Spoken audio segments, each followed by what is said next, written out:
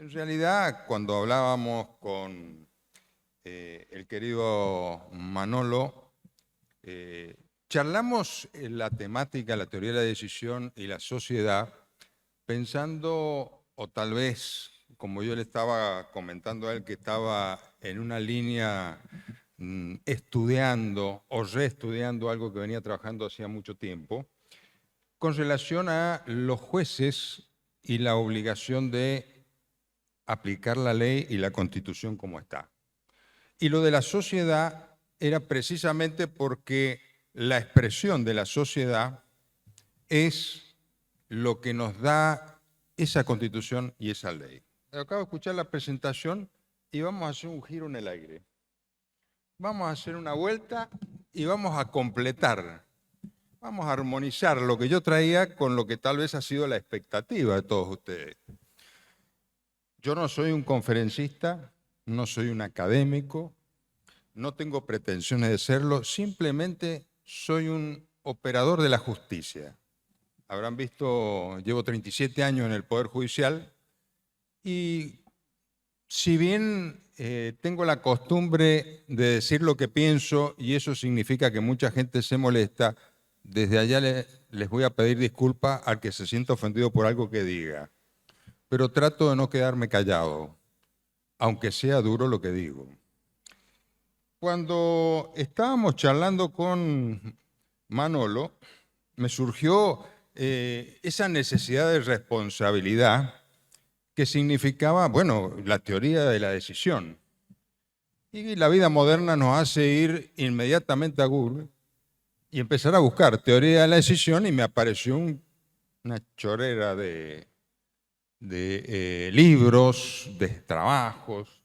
Bueno, tomé un libro de un juez y empecé a leer, conseguí el libro en la biblioteca de tribunales y comencé a leer el libro y tenía en la introducción un resumen introductorio de todo el libro, un voluminoso libro sobre la teoría de la decisión.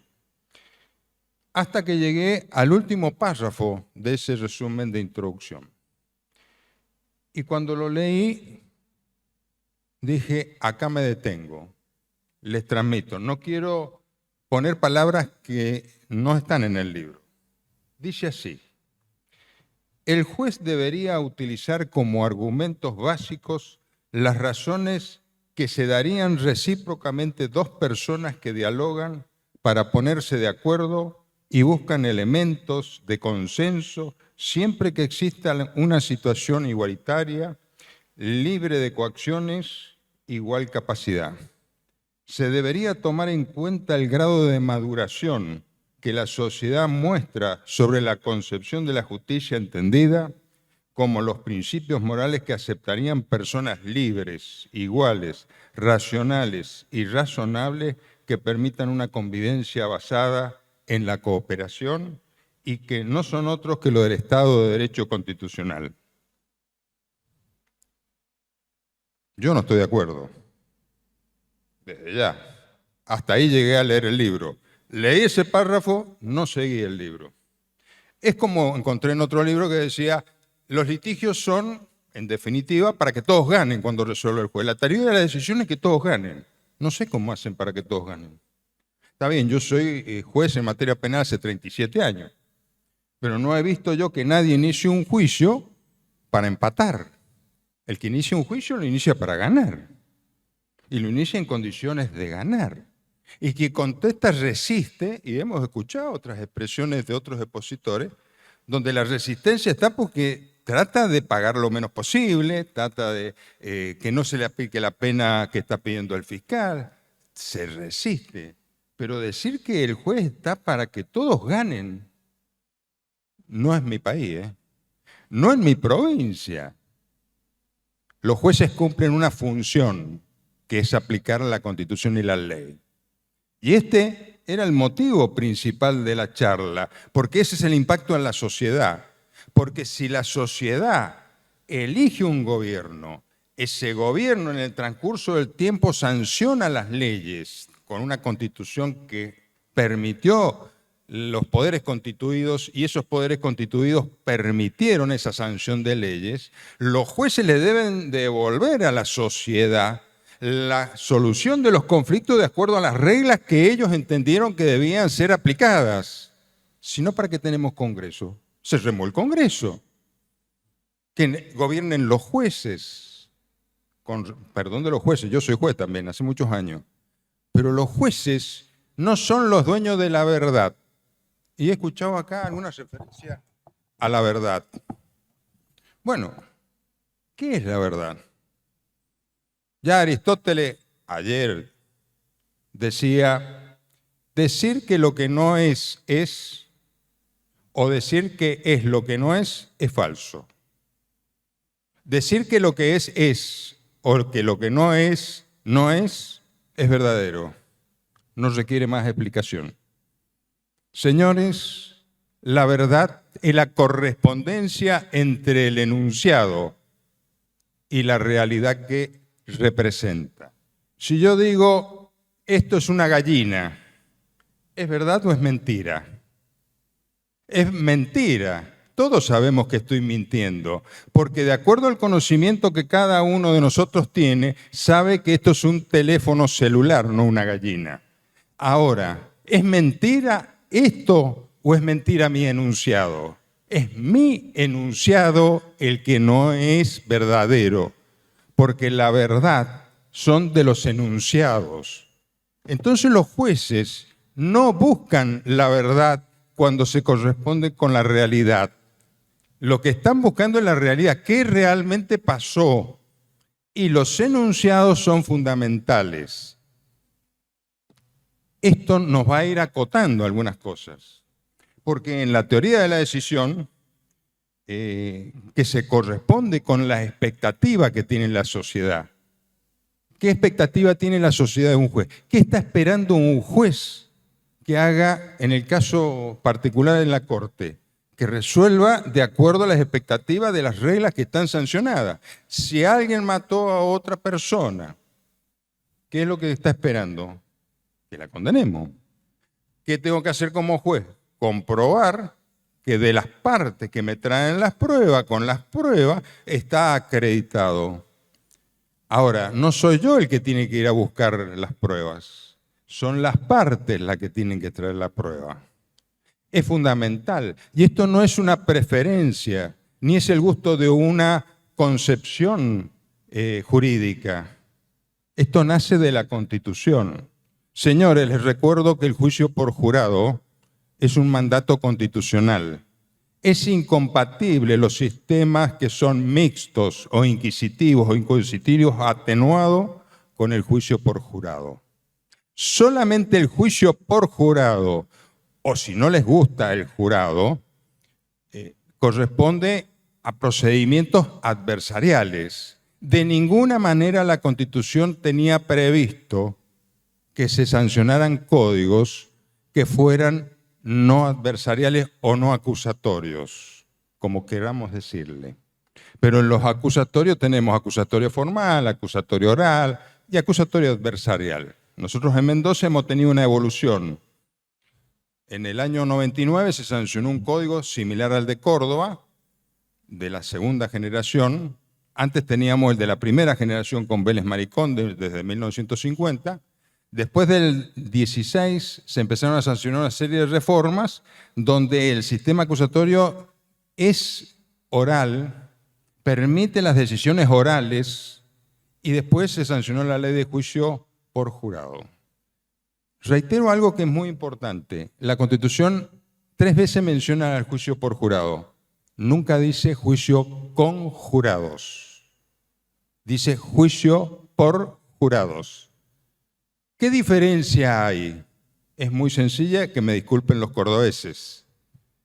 Con jurados quiere decir que los jueces con el pueblo toman la decisión, que es el sistema escabinado que tienen en Córdoba. Juicio por jurado quiere decir que el pueblo es el que toma la decisión, el que dicta el veredicto. No es lo mismo. Son dos sistemas. La Constitución no tenía previsto el sistema descabinado. Pero al margen de esto, lo importante es cómo se toma esa decisión.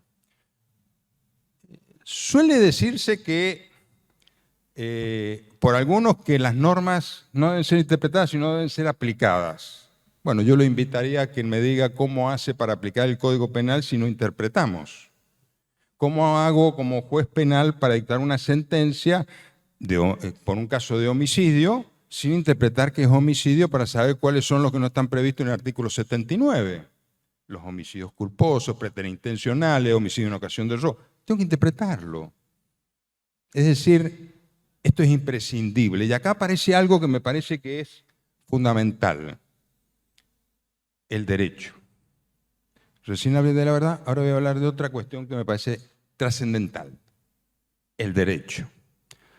Para nosotros tenemos un sistema constitucional que tiene supremacía de la Constitución. Estamos todos sometidos a la Constitución, los jueces también, aunque algunos no lo quieran saber. En la provincia de Mendoza tenemos una ventaja, tenemos 2 artículos, el 148 que establece el orden, la Constitución, los tratados y las leyes, y que debemos respetar los jueces. Y el 149 que nos dice que los jueces al dictar sentencia deberán hacerlo aplicando el texto de la ley, y si no está previsto en la ley, deberá hacerlo por los principios generales del derecho en la materia que corresponda, y si no, por los principios generales. Pero siempre dentro del ordenamiento jurídico argentino, no foráneo. Porque muy bien en el caso Fontevecchia, la Corte de la Nación les recordó a algunos que existe el artículo 27 con la cláusula argentina que los europeos denominan margen de apreciación nacional. Entonces, cuando hablamos de las normas, son de nuestras normas, porque los procesos de las normas, las constituciones, son procesos históricos, no son procesos universales. Vamos a un ejemplo. Nosotros tenemos este sistema. ¿Cómo es el sistema de los alemanes? Tanto que les gusta a muchos, a mí también. Es más, cuando estaba con Manolo charlando, le dije, he descubierto un alemán del año pasado que no es nuevo, ya está jubilado de docente. Bernd Rütter, tiene 90 y pico de años. Realmente me sorprendió este alemán. Pero ¿qué ocurre? La ley fundamental alemana tiene previsto en el artículo 20, inciso 3, que el Poder Legislativo está sometido a la Constitución. E inmediatamente dice, el Poder Ejecutivo y Judicial está sometido a la ley y el derecho. Derecho escrito con mayúscula. ¿Alguien piensa que han puesto eso porque es lo mismo derecho que ley? No, de ninguna manera. Lo han puesto porque ¿es sinónimo? No, sabemos que no es así. Lo han puesto porque su proceso histórico es distinto al nuestro. A ver, hagamos el ejercicio. Estado de Derecho, muy alemán, hoy universalizado. ¿Qué era el Estado de Derecho?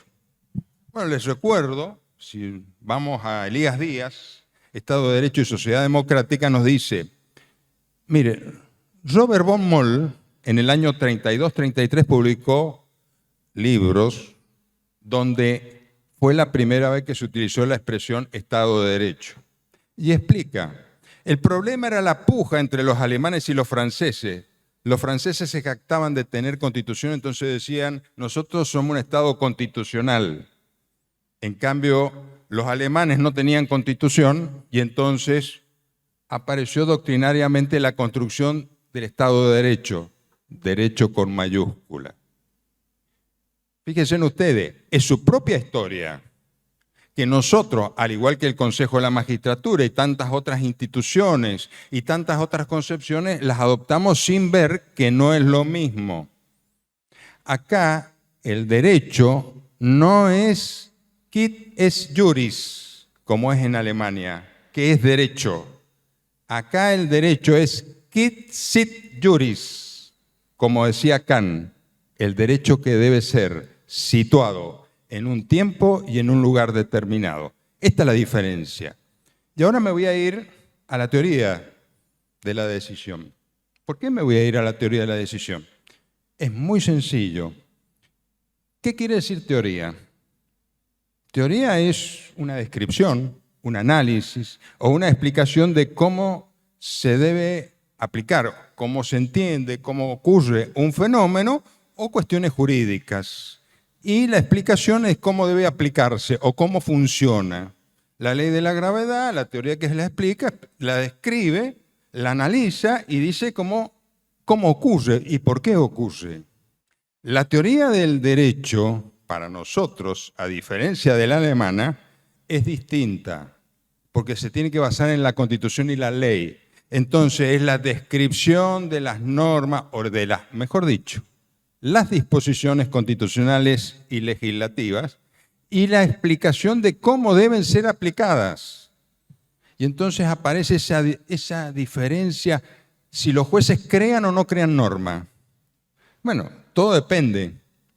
Si nosotros tomamos al derecho como una teoría del derecho, que es una explicación del sistema normativo, los jueces cuando tenemos que tomar decisión y no tenemos una norma que regule lo que ocurre, entonces, o el objeto del proceso o el hecho, ¿qué es lo que tienen que hacer? Y en Mendoza es fácil, tenemos la Constitución.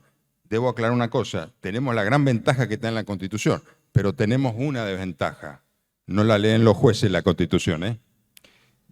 Ahora, ¿qué pasa en la aplicación? Y bueno, un poco es la analogía, un poco la teoría, esto de los principios generales del derecho.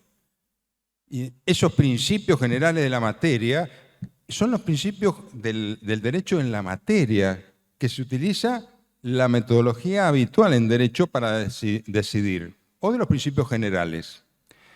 Las disposiciones que están en la Constitución y en la ley, en definitiva, son normas nosotros porque las analizamos desde el punto de vista de la ciencia jurídica. Pero la ley no tiene una norma, tiene disposiciones. Nosotros decimos que esas disposiciones son esta norma. Por eso decimos, en un artículo puede haber más de una norma. O de varios artículos establecemos una norma. Entonces, no se trata de ir a Soler cuando criticaba a Kelsen, cuando hablaba de la norma individual Kelsen. Y entonces Soler, con razón, la criticaba cuando se identifica norma con disposición.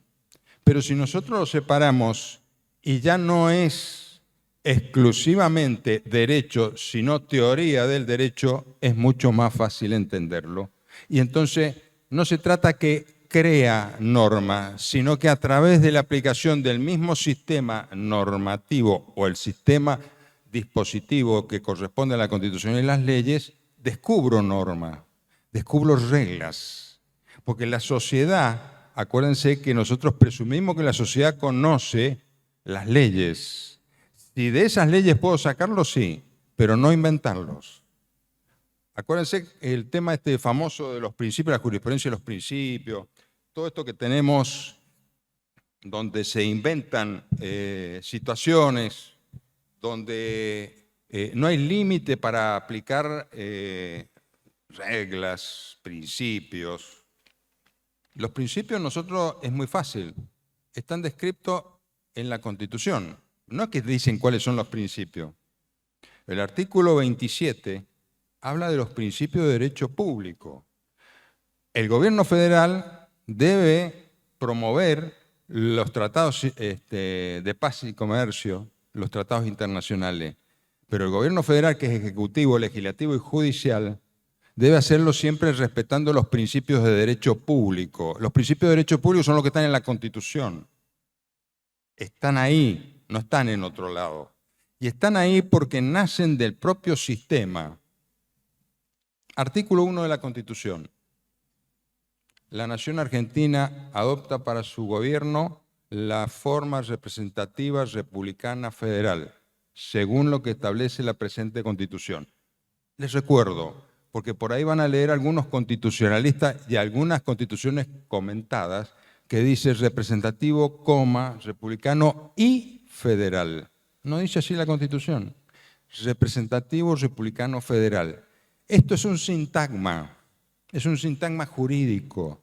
No se puede interpretar el sistema fragmentándolo. No es un amontonamiento de palabras, es un sintagma. Entonces no es república por un lado, representativo por el otro, federal por el otro. Es una unidad. ¿Y dónde vamos a descubrir esa realidad cómo es? Lo dice la Constitución. según lo establece la presente Constitución. ¿Eso qué quiere decir? De acuerdo al texto de la Constitución, no la opinión de los autores, no la filosofía, no la jurisprudencia, es en la Constitución de lo vamos a encontrar. Fíjense, principio en definitiva, desde el punto de vista de la teoría del derecho, normativo constitucional. Como tenemos en el artículo 19 el principio normativo legislativo. Nadie está obligado a hacer lo que la ley no manda ni privado de lo que ella no prohíbe. O el principio convencional en el artículo 31 de la Convención de Viena sobre la interpretación de los tratados, que nunca la mencionan casualmente. Se olvidan todos qué dice la Constitución, porque lo que dice la Convención de Viena no solamente es pacta sunt servanda. Dice que en la interpretación hay que estar en el texto de la Convención. Pero incluso, fíjense ustedes, dice, hay que ver los preámbulos, los anexos, las observaciones o objeciones que tienen, y trae algo muy importante que sirve para la interpretación contextual que la hemos usado en la provincia de Mendoza. ¿Cuáles son los tratados posteriores? ¿Cuáles son los acuerdos posteriores a ese tratado? Porque contextualmente de esa manera nosotros podemos definir cómo se interpreta.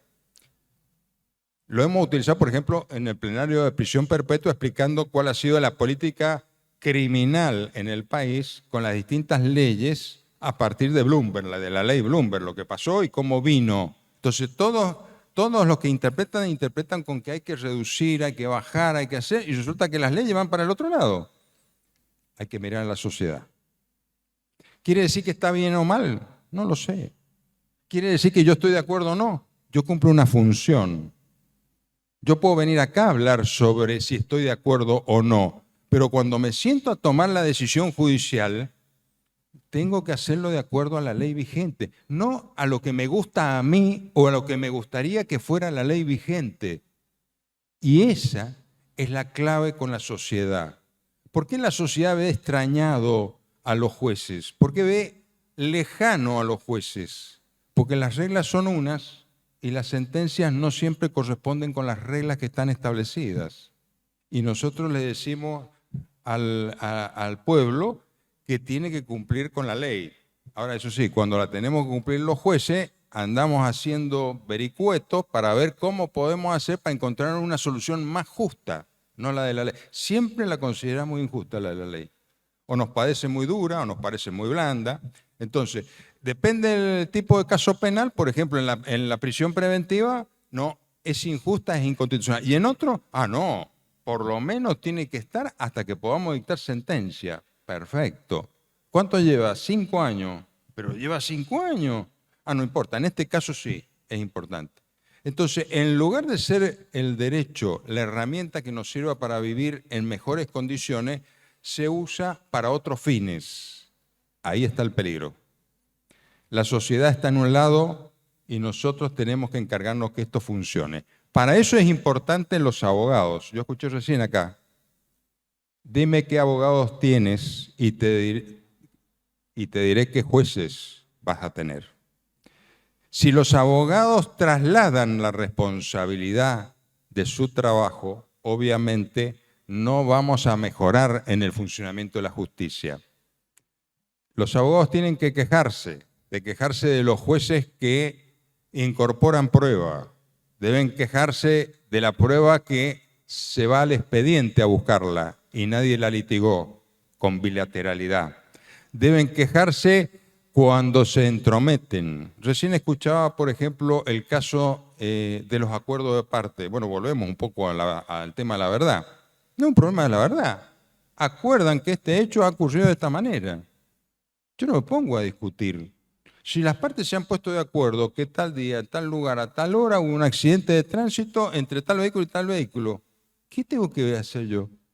Yo soy juez, no soy un investigador, salvo que me transforme en Torquemada y entonces vuelva algunos siglos para atrás a investigar. Y entonces ando con la lupa investigando todo. No, yo tengo que resolver lo que me presentan.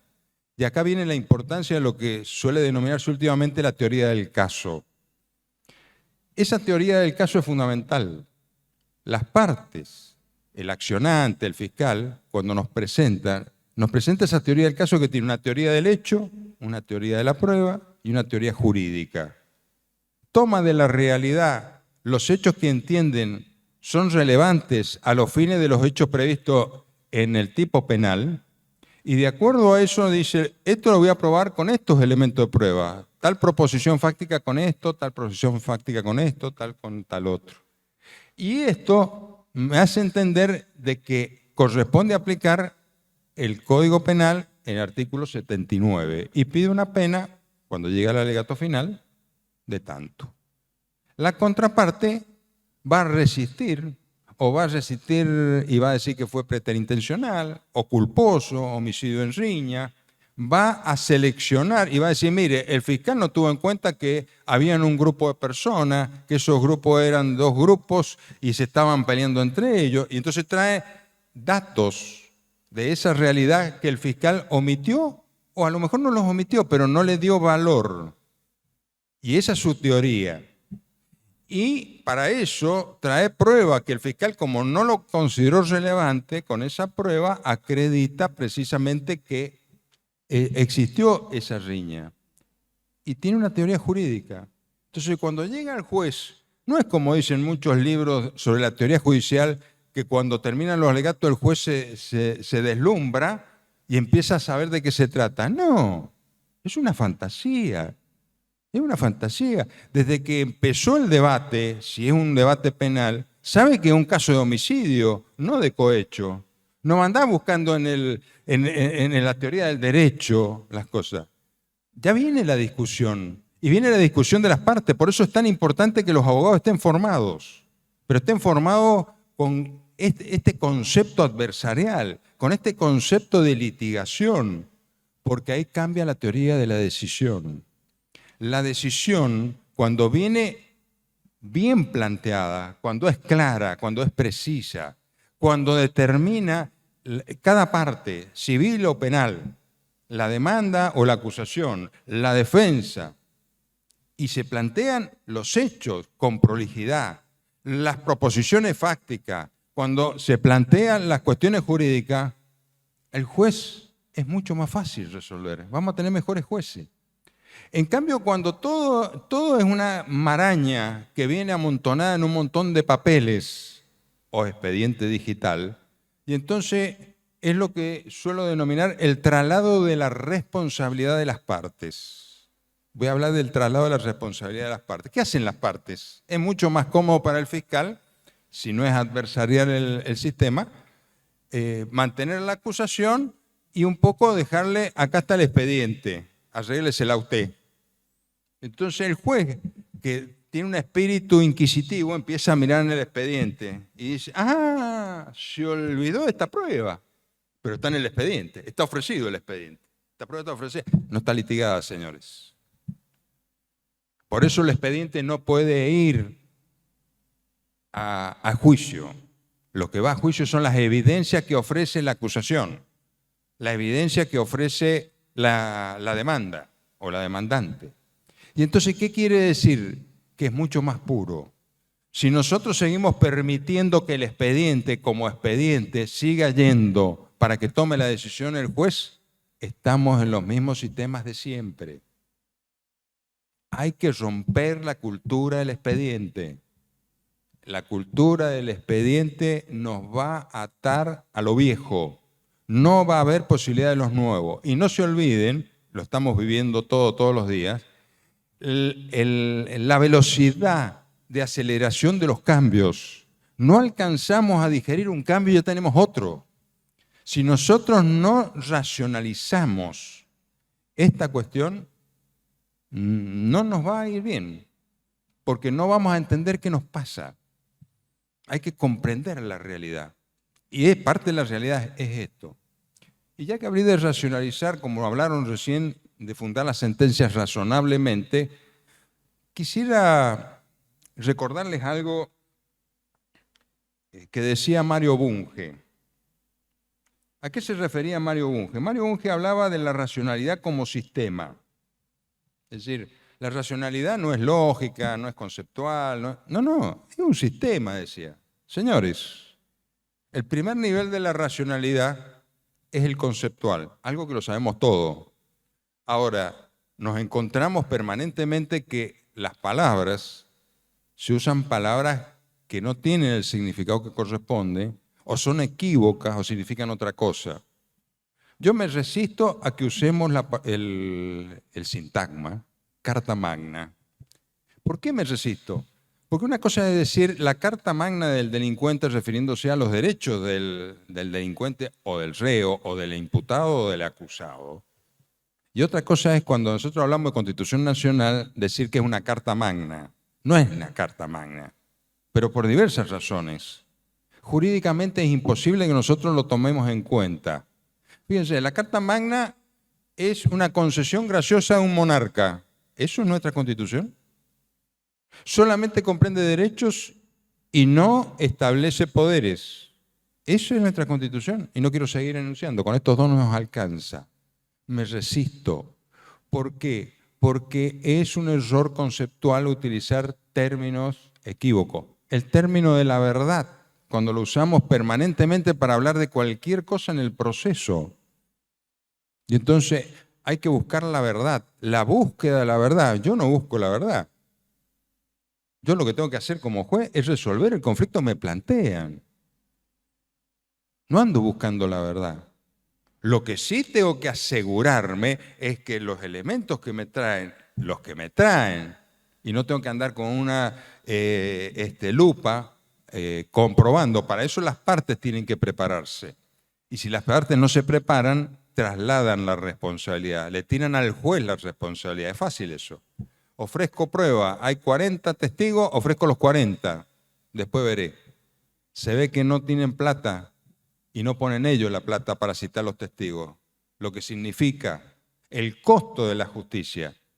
No les importa que después la gente esté desde las 8 de la mañana en la puerta del tribunal, son las 12 y le dicen a la mitad los testigos, mire, ya se arregló, se puede ir nomás. Claro, el tiempo es de la gente, el tiempo no es de ellos. Ni de los abogados, ni de los jueces, ni de los funcionarios. Hay que aprender a respetar a la gente, la sociedad. Por eso la sociedad también piensa lo que piensa, porque está viendo lo que ve. Sigo, conceptual. La otra idea es lógica. Es necesaria la coherencia. No puede ser que no haya correspondencia. No puede ser que no haya principio de congruencia en la aplicación del juzgamiento y de la toma de decisión. Tiene que haber consecuencias, tiene que ser correcto. Metodología. Es el método científico, en definitiva, dudar. Todo lo que presentan, pero no es el juez el que duda, son las partes. Las partes tienen que estar en conflicto. Presentan una pericia, escuché recién el tema de, ¿cómo es? Ahora que está tan de moda. Lo dijo el perito fulano de tal. ¿Y? No lo han litigado las partes. La parte que lo beneficia el perito lo toma como si fuera la palabra de Dios, con todo el respeto que me merecen a los creyentes. Y el que está en contra anda rebundando por los pasillos, porque ni siquiera sabe defender cómo puede atacar esa pericia. Y entonces viene y le plantean, miren, tenemos problemas en la Corte, especialmente con los temas de género, no porque sea género, no. Teníamos que resolver una causa, entonces viene la relatora, me cuenta la causa y le digo, bueno, ¿y esto? Bueno, está la palabra de la víctima. Bueno, denunció 15 años más tarde. Bueno, ¿y cuándo denunció? ¿Y cuando empezó el juicio de divorcio? No, cuando empezó la separación de bienes. Ah, qué bien. ¿Y algún indicio, alguna cosa? No, nada. Ni tratamiento psicológico, ni problema en el trabajo, ni con la familia. Entonces el cotejo de la prueba nos dice que no es creíble la versión. Entonces la explicación de la relatora, no, pero fíjense, el organismo tal del Ministerio Público, el psicólogo dice que es coherente su relato. Sí, coherente no quiere decir que sea verdad, que es otra cosa. Y ahí sí va bien lo que corresponde a verdad. Tiene coherencia en el relato. Es creíble, claro, es coherente. Pero que sea coherente no quiere decir que sea verdad. Es otra cosa. Hemos perdido la idea de las palabras con su significado correcto. Hemos perdido la idea de la lógica, la coherencia. Esa metodología es la metodología científica. No es como nos enseñaron en la facultad, según mi criterio. En la facultad, cuando yo iba en la Universidad Nacional del Litoral, como fue el maestro, ¿qué nos enseñaron? Primero, antes que nada, la teoría de los objetos. Entonces el derecho es un objeto cultural. Y entonces el método especial. Bueno, hay un filósofo de la ciencia, que era ingeniero, que estuvo por acá.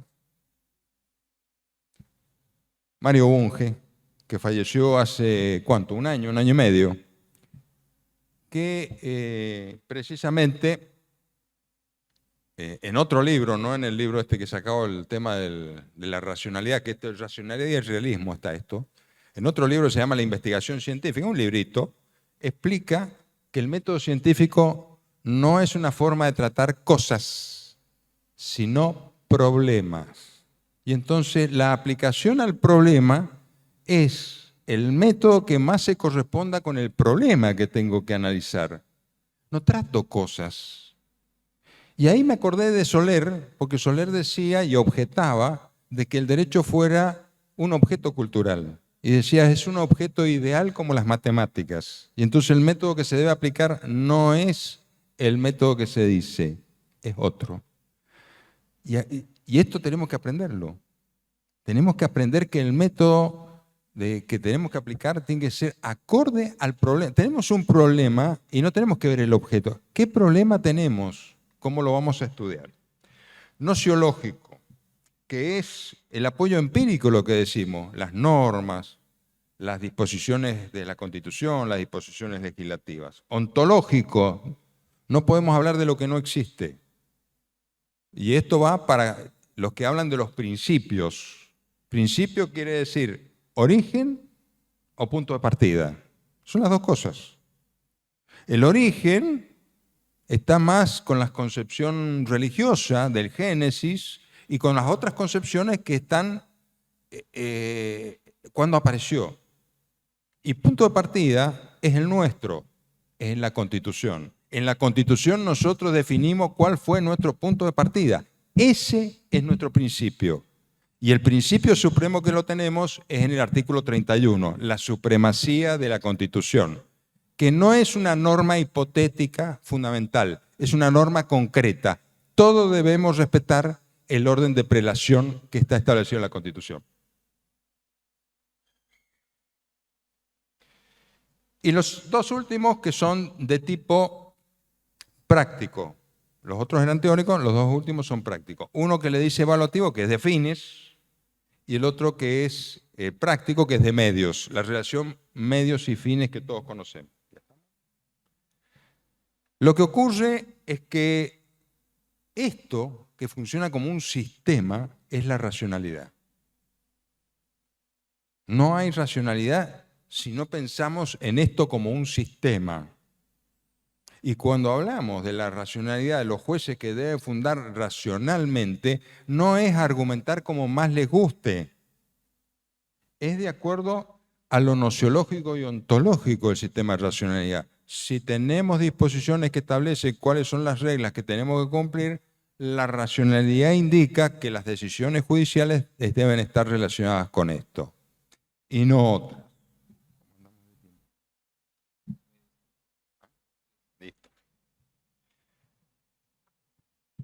No quiero cansarlos, por eso pregunté por el tiempo. Hay, por supuesto, en esto diversas concepciones. Yo tengo la mía particular. No soy el único, obviamente. Pero seguramente, si en este auditorio nos ponemos a charlar, cada uno tiene una visión y una percepción de lo que es el derecho y cómo funciona. Y tal vez la forma más fácil de entenderlo es con las estrofas, con el estribillo que escribió Campoamor en su poema Las dos lámparas. Y es que en el mundo traidor nada es verdad ni mentira, todo es según el color del cristal con que se mira. Muchas gracias.